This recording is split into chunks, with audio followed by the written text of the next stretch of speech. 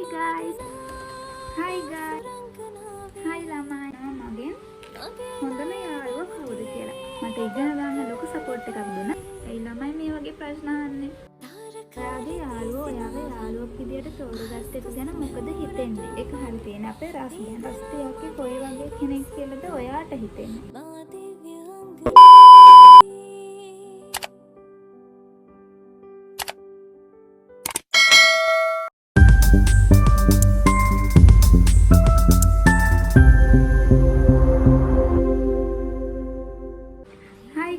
Welcome back to my YouTube channel. ඉතින් ඔයාලා අද මාත් එක්ක එකතු වෙලා ඉන්නේ Q&A වීඩියෝ එකත් එක්ක. ඉතින් එහෙනම් අපි බලමු අද වීඩියෝ එක කොහොමද යන්නේ කියලා. A few moments later. ළමයි සවුන්ඩ් එකේ මොකක් හරි අවුලක් තිබුණොත් ගණන් ගන්න එපා. මෙහෙට වහිනවා හොඳට මාරිද? මගේ channel එකේ මම දැන් සතියකට විතර කලින් Q&A post එකක්. ඒකට මට කමෙන්ට් ආවිල්ලා තිබුණා. ඉතින් ඔයාලගේ කමෙන්ට් වලට රිප්ලයි විදිහට තමයි මම අද මේ වීඩියෝ එක ගන්නේ. ඉතින් මේක තමයි මගේ ෆස්ට් Q&A වීඩියෝ එක. ඉතින් වීඩියෝ එක ඉවර වෙනකම් බලන්න කියලා ඔයාලා හැමෝටම ආදරයෙන් කියනවා. ඉතින් එහෙනම් අපි යමු වීඩියෝ එකට. හරි. මුලින්ම මගෙන් අහලා තියෙනවා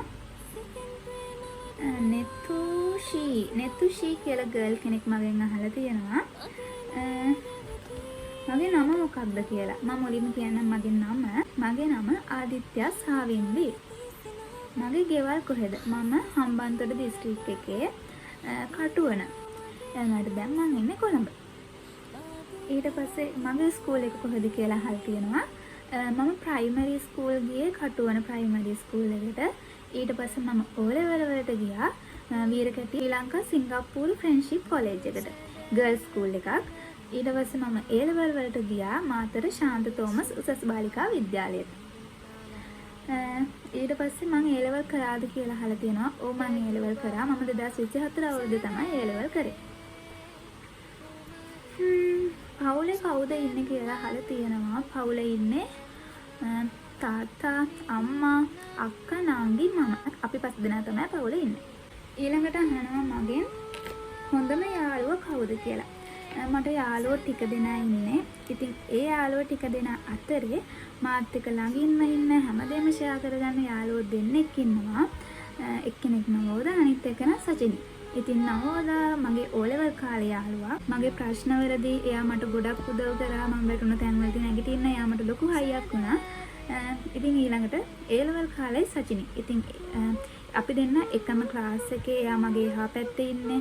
එතකොට එකම බෝඩිමේ හිටියේ. ඉතින් ඒ නිසා මම A level කාලේ එයාත් එක්ක මගේ ප්‍රශ්න කියලා එතකොට මම දෙයකටම වැටුණ තැන්වලදී මට ලොකු හයියක් වුණා. මට ඉගෙන ගන්න ලොකු සපෝට් එකක් දුන්නා සචිනි.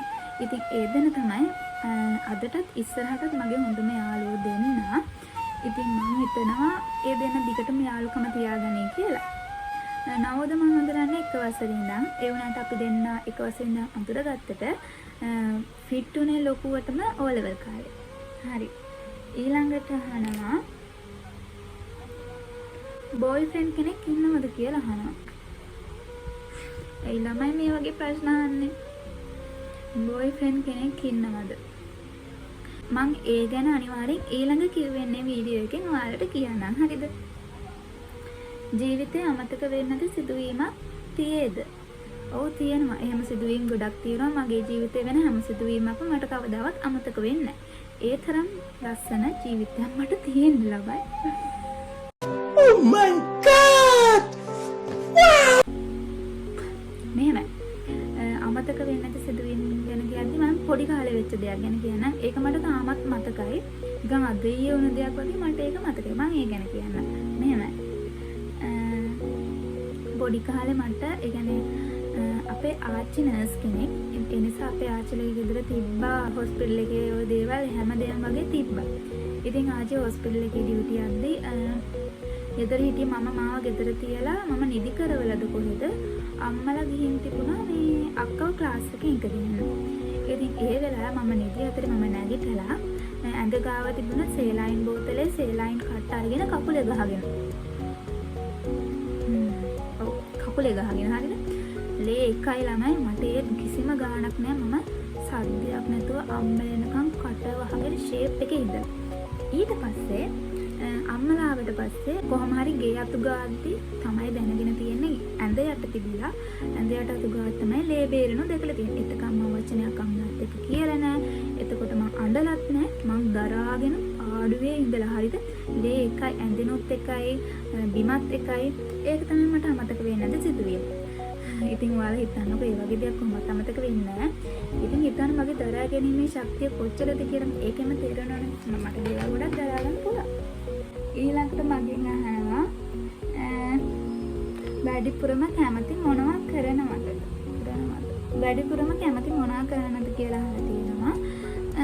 මම ෆ්ලවර් හදනවා මගේ බිස්නස් එක තියෙන නිසා මම ෆ්ලවර් බොකෙට් හදන්න කැමතියි. එතකොට මම වීඩියෝ එඩිට් කරන්න කැමතියි. ඊට අමතරව මම ට්‍රැවල් කරන්න ආසයි. හැබැයි මම කොහේ හරි යන්නේ එළියට බැස ගමන් මම නිදි. එහෙනම් මම ට්‍රැවල් කරන්න හරි ආසයි. ඊට පස්සේ ඔයාගේ යාළුවෙක් විදියට තෝරගත්ත එක ගැන මොකද හිතෙන්නේ? අනේ මගේ යාළුවෝ මාව යාළුවෙක් විදියට තෝරගත්ත එක ගැන ඇත්තටම මට සතුටුයි. මොකද මම හිතනවා යාළුවෙක් විදියට මම යාළුවට මගේ පැත්තෙන් පොඩි හරි උදව්වක් කරලා නැති කියලා මට පුළුවන් විදිහට. ඉතින් මම හිතනවා මම එයාලට මම හොඳ යාළුවෙක් කියලා. ඉතින් ඒ වගේම මම මගේ යාළුවන්ට ගොඩක් ආදරෙයි. ඉස්සරහට මොකද කරන්න හිතාගෙන ඉන්නේ? ඉස්සරහට මම YouTube එක මම කරගෙන යනවා. වීඩියෝස් දානවා. එතකොට ඉස්සරහට මම ඉගෙන ගන්න වැඩි කරගෙන යනවා. මගේ බිස්නස් එක කරගෙන යනවා. ඊට අමතරව වෙන දේවල් ඉතින් ඔයාලට වීඩියෝස් වලින් බලා ගන්න පුළුවන්. මේ ප්‍රශ්න 10ට උත්තර ඕනේ. මගේ නම මේක අහලා තිබුණේ නෙතුෂි කියලා ගර්ල් කෙනෙක් වෙනවා. ගර්ල් කෙනෙක්නේ. ඉතින් මම ඔයාලට උත්තර දුන්නා. හරි. ඊළඟට යන් අපි next question. ඔන්න ඒක තමයි මගෙන් ආපු first comment එක. හරිද? ඒක අහලා තියෙන අපේ රාස් ගැන. අහලා තියෙනවා රස්දී අක්කි කොයි වගේ කෙනෙක් කියලාද ඔයාට හිතෙන්නේ? මගේ නමත් කියන්නකෝ අක්කියෝ. මේක කියලා තියෙන්නේ සිතුම් ලී රන්වල. ඔන්න ඉතින් ඔයාලට තමයි මේ ප්‍රශ්නෙට උත්තර කියන්න. රස්දී අක්කි කොයි වගේ කෙනෙක් කියලාද ඔයාට හිතෙන්නේ? රස්දී ඇත්තටම හොඳ යාළුවෙක්. ගොඩක් නිහතමානී හොඳ කැරක්ටර් එකක්. ඉතින් මම එයාට ගොඩක් ආසයි, ගොඩක් ආදරෙයි. එයා හොඳ යාළුවෙක් මට. මම හිතනවා එයා මේ යාළුකම කවදාවත් අමතක කරන එකක් නෑ කියලා. එයා රංගන ශේෂ්ඨයෙන් ඉස්සරහට ගියත් එයා මේ යාළුකම දිගටම තියාගන්නේ කියලා මම හිතනවා. ඊළඟට අක්කේ රස්දී අක්කට ඉස්කෝලේ කාලේ බෝයිෆ්‍රෙන්ඩ් කෙනෙක් ඉඳලා තියෙනවද? මෙහෙමයි. මේ ප්‍රශ්නය අහලා තියෙන මගේ කෙනෙක් වෙන්න ඕන. එයාට මම කියන්නේ රස්දී අක්ක ගැන මේකට උත්තර අනිවාර්යෙන් රස්දී අක්ක Q&A වීඩියෝ එකේදී කියයි. හරිද? එයාගේ Q&A වීඩියෝ එක අනිවාර්යෙන් බලන්නකෝ. ඒකේ අනිවාර්යෙන් මේකට උත්තරය දෙවි. එයා ඒක දෙන නිසා මම ඉතින් කියන්නේ නැහැ. ඊට පස්සේ ඔයා A level වලට කරපු සබ්ජෙක්ට් මොනවද? කාගෙද ක්ලාස් ගියේ? මම A level වලට කරේ ජපනීස් ICT ජියෝග්‍රැෆි. එතකොට මම ක්ලාස් ගියේ මාතර ජපනීස් වලට හිමාෂි පෙරේරා සෙන්සේගේ. එතකොට ICT ජනක වික්‍රමගේ සර්ගේ. එතකොට ජියෝග්‍රැෆි රුවන් රණගලගේ සර්ගේ. ඊළඟට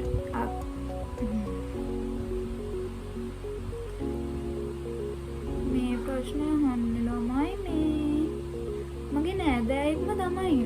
මම දන්නවා මේක අහන්නේ කවුද කියලා.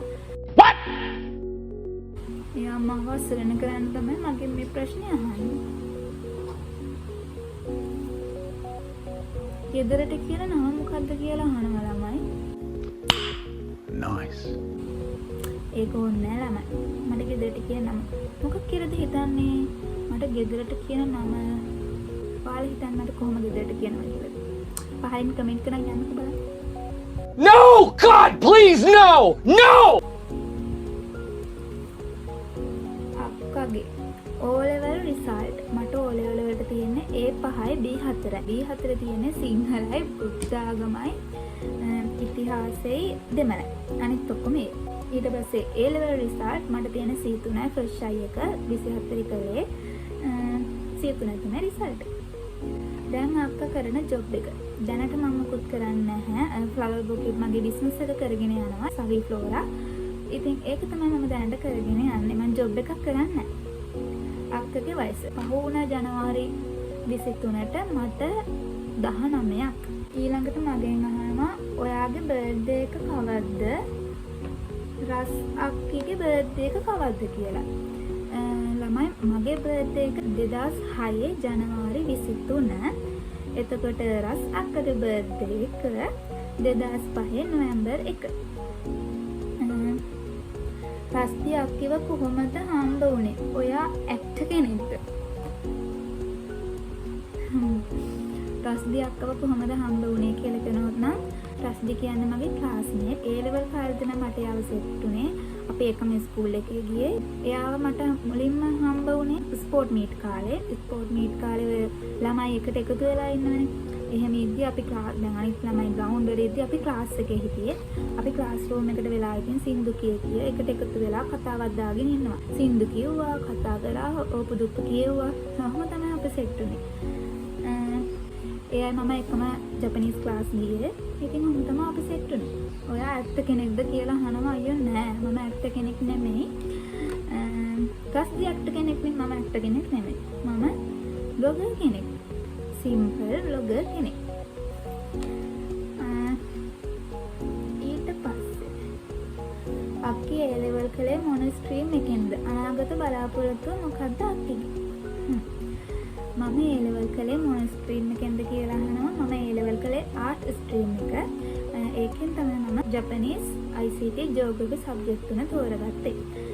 මගේ අනාගත බලාපොරොත්තුව මොකක්ද කියලා අහනවා. ඇත්තටම මට දැන් තියෙන මගේ අනාගත බලාපොරොත්තුව තමයි අම්මවල් තාත්තවල් බලාගෙන, පවුලේ අයව බලාගෙන, එයාලවත් ගොඩ දාන ගම පවුලේ අයව බලාගෙන හැමෝම සතුටින් තියලා මගේ ජීවිතෙත් ඉස්සරහට සතුටින් තියන්න ඒ වෙනුවෙන් වැඩ කරන්න තමයි මට ඕන. ඒක තමයි මගේ එකම බලාපොරොත්තුව. ඒක තමයි මට වෙන්න ඕන එකම දේ. ඉතින් ඔයාලා අහපු ප්‍රශ්න වලට ඔන්න මම උත්තර දුන්නා. ඉතින් මම හිතනවා මේ ප්‍රශ්න අහපු ඔයාලට උත්තර ලැබුණා කියලා. ඉතින් ඒ වගේම කියන්න ඕන ලොකුවට මට ඔඩියන්ස් එකක් නැති වුණාට මම වීඩියෝ එකක් දාපු ගමන් බලන අයට ඇත්තටම ගොඩක් ආදරෙයි. ඔයාලා නිසා තමයි මට වීඩියෝස් දවසින් දවස දාන්න හිතෙන්නේ. ඔයාලගේ ලස්සන කමෙන්ට්, එතකොට ඔයාලගේ ලයික් එකක් උනත් ඇති මට මොටිවේට් වෙන්න. ඉතින් ඒක නිසා තමයි මම වීඩියෝස් දාන්නේ. ඉතින් මට හරි සතුටුයි. පොඩියට හරි මටත් ඔඩියන්ස් එකක් එනවා කියලා දැනෙද්දී. ඉතින් මම හිතනවා ඔයාලා දිගටම මාත් එක්ක ඉඳී කියලා. එතකොට ඔයාලා අලුත් කෙනෙක් නම් මගේ channel එකට එකතු වෙන්නේ. මම ඔයාලට කියනවා මාව subscribe කරන්න අමතක කරන්න එපා. එහෙනම් අපි ඊළඟ වීඩියෝ එකෙන් හම්බෙමු. අදට Q&A වීඩියෝ එක එන් කරනවා. Thanks for watching.